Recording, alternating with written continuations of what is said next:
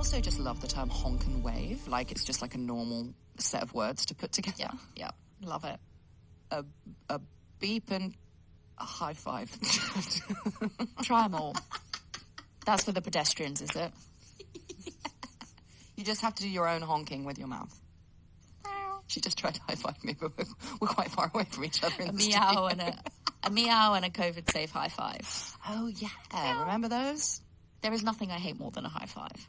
Really? Yes. I mean, look, if you're talking to children or you're playing sport, high five. Yeah. High five's all you want, right? Even though actually I find high-fiving, I find it quite cringe when I was like, high five to kids. I'm like, don't patronise him. Okay, playing with dogs, getting a dog to high five you and playing sport. The only acceptable places for high fives. Right.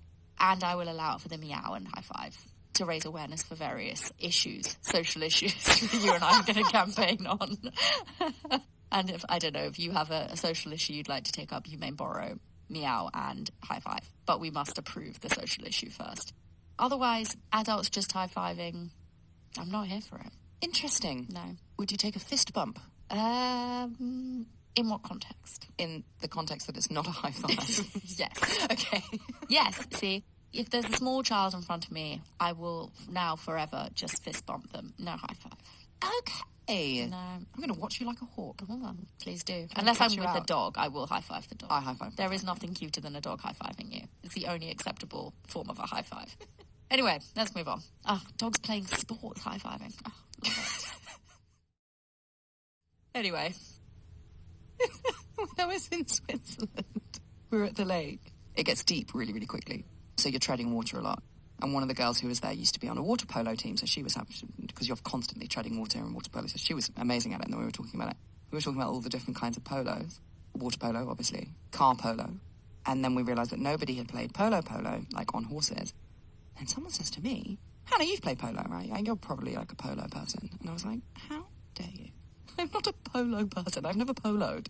I mean, I barely know what poloing is. But I will allow high fives, because it's a sport. Okay, fine. Especially when the horses do it.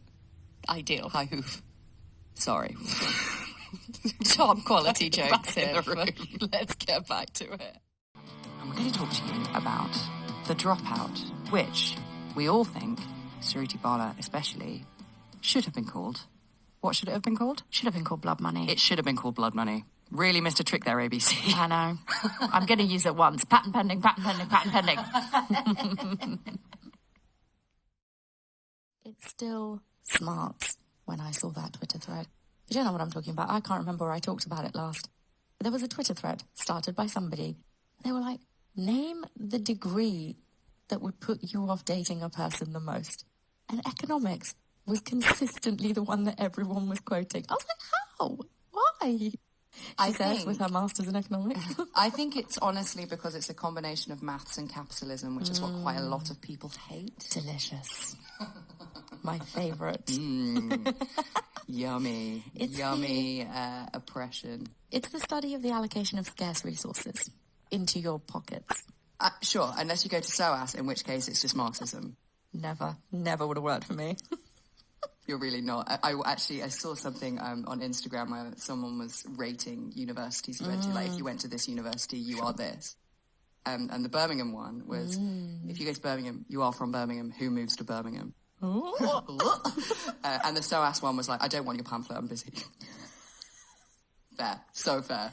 That is very fair.